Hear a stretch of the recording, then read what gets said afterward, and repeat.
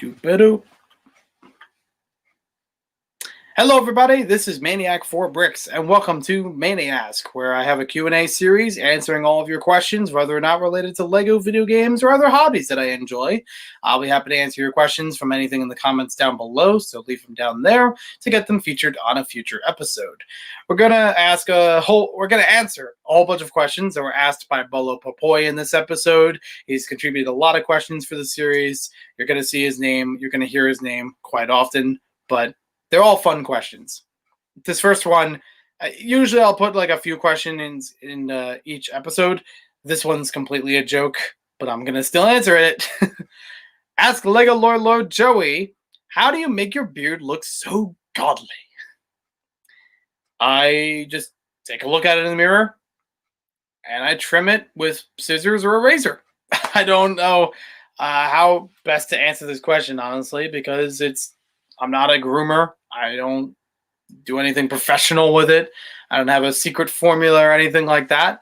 I just take a look in the mirror and say, does this look like a caveman? Or does this look like a person? Or does it look like a wet dog? I don't actually say those questions, but, you know, that kind of visual.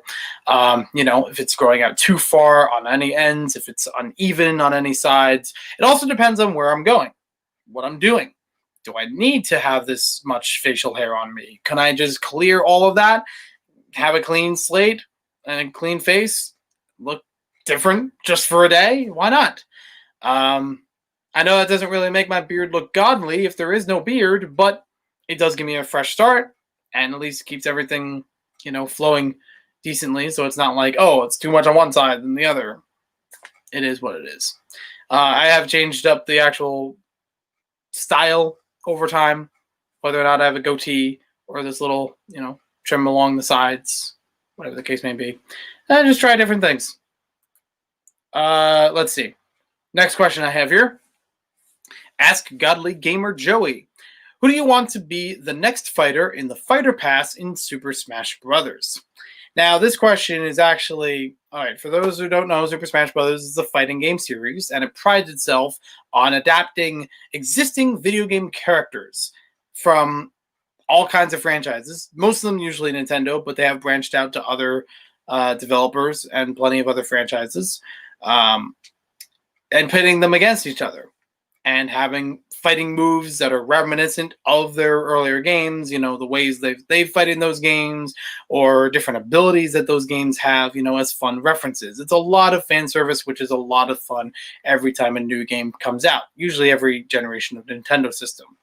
So, the Fighter's Pass is a thing that they've developed over time where for the recent game, Super Smash Bros. Ultimate, they release several packs of DLC characters. You buy more characters to add into the game than initially comes with the game, but you still get a lot of them in the initial game. So it's a lot that you can play with, but if you're interested in certain characters, you can get them sometime later. One of my favorite examples of this was when Banjo-Kazooie was added to Super Smash Bros. It definitely got me interested in the Fighter's Pass. I really enjoyed that character just on his own merit for the platforming games that I grew up with him.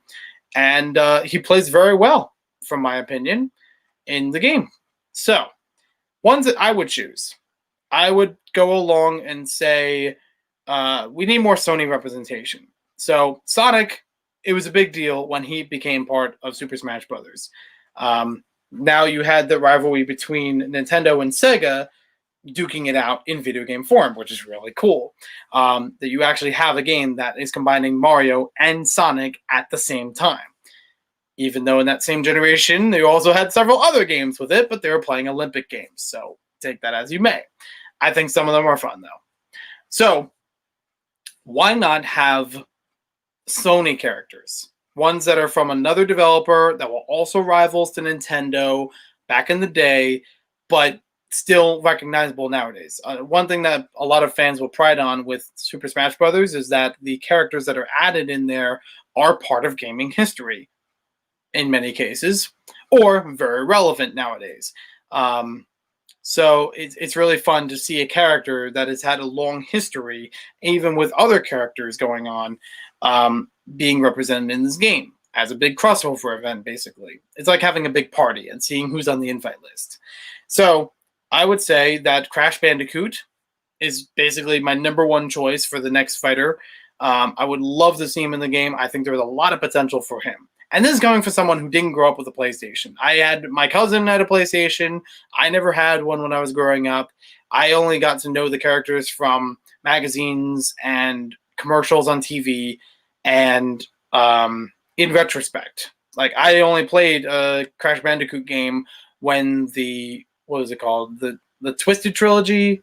I forget what it was called. The Insane Trilogy. Thank you. When there was a remaster of the original Crash Bandicoot trilogy of games came out for new generation systems. It was a brand new experience for me, nonetheless, of playing these games, but it was really cool seeing it in upgraded graphics and fixing bugs from the original games. And they were really fun. They're really fun platformers.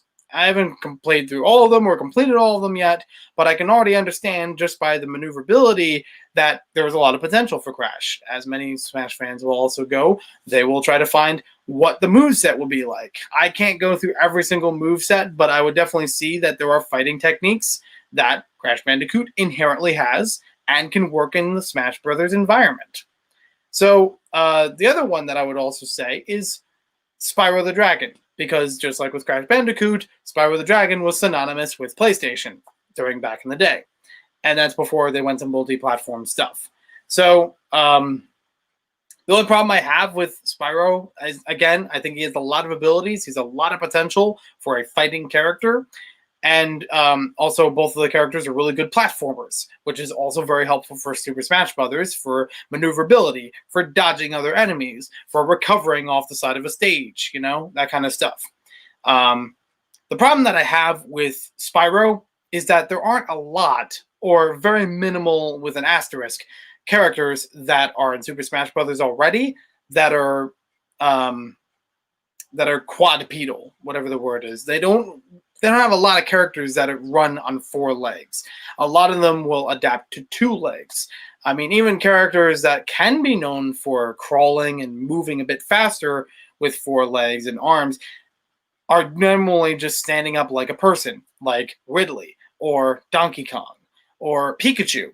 Pikachu is also a good example of it, because I think there are some times when he is sitting on 4 legs, but a lot of times can also move on 2 just as much. There's probably a couple other characters like that. I can't really think of any on the top of my head that move on 4 legs all the time. So something like Spyro might be a bit difficult to maneuver or, even platform with because of that difference. Is he going to move faster or slower? Is he going to be easier to jump and glide around, or is that going to be a problem? With that kind of difference in a game that's predominantly about bipedal characters, how do you work with that? So moving on from there, I have 2 choices that also go into the realm of non-Nintendo characters, but still very familiar to what's already in Super Smash Brothers. And I even have a mechanic that works with them. Dr. Eggman and Dr. Wily, as if they played like Bowser Jr. Bowser Jr. can move on his own. He's had several games where he's been able to walk around on 2 legs and use hands and, hold things and throw things and have different abilities. I mean, I believe it's his first appearance was in Super Mario Sunshine, where he had a giant paintbrush and was able to disguise himself and use the paintbrush to splatter across all of the Isle Delfino, causing havoc for a lot of Mario residents. But most of the time, he's confined to a cloud car and performs better sometimes with a cloud car. That gives him more abilities of things he can do that he can't inherently do. He can't breathe fire like his good old Bowser, He can't throw hammers like a classic Bowser. So the cloud car kind of makes up in abilities and gadgets that are available for him when he can't do that himself. Sound familiar? Dr. Wily and Dr. Eggman enter the room. Because they, outside of their suits, don't really do that much. They usually, in most games, are portrayed just running or sitting. They don't have inherent things or weaponry or accessories or special abilities that they could do on their own. they usually rely on their machinery in order to get the job done. And the fact that both Dr. Eggman from Sonic the Hedgehog and Dr. Wily from Mega Man have a lot of games under their belt and a lot of different ways of using the same machinery in different suits or for different purposes means that there's a lot of potential, just like with Bowser Jr., to create a functional character. And you can even use some of the larger suits from each of those franchises as part of their final smash, which is something I didn't really think I was going to go this far into it, but understanding the mechanic of Bowser Jr. makes these characters very viable.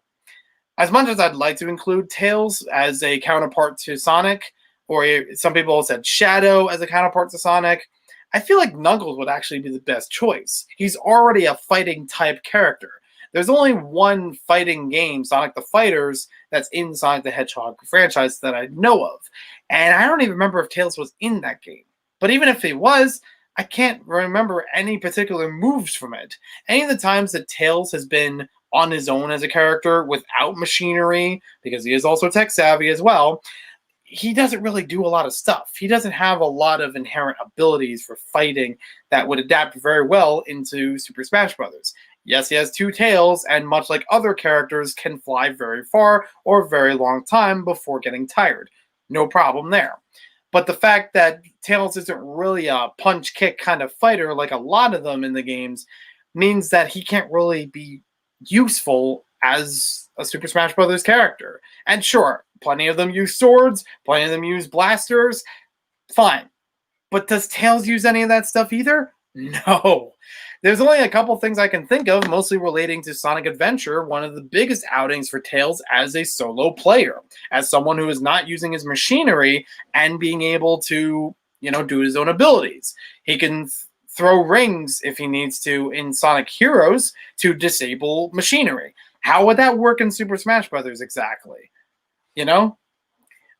Whereas in Sonic Adventure, I can think of like a couple times where he does like a punch kick kind of like whirl around sort of thing, which honestly could work. You could roll up into a ball, but you don't want to copy Sonic from Super Smash Bros. Brawl, who every ability was based around his ball mechanic. That didn't work. I'm glad that changed a bit over time. With Tails, it's hard for me to see a lot more potential with that. He hasn't been in the spotlight for a long time as a playable character. Even in the Game Gear, yeah, he did have a game or two for it, but what did he do in those that he couldn't have done like elsewhere? What would actually help with those? And I'd hate to put him into the same, make him a Bowser Jr. clone, because we already have a bunch of those I've already proposed, and I feel like there should be more potential for Tails as a counterpart to Sonic, just like how Mario and Luigi pair together. So I don't really know what to say there, but I'd rather have Knuckles instead. Knuckles is already a fighter. He's already got a little bit more for mechanics under his belt. He can fly, he can crawl, he can climb, he can already punch in various ways. He can already have like punches down, punches across. He has punching, like he has special gloves in some games, like Sonic Adventure 1. This all works very well for him. I think there's a lot more potential with him than with Tails.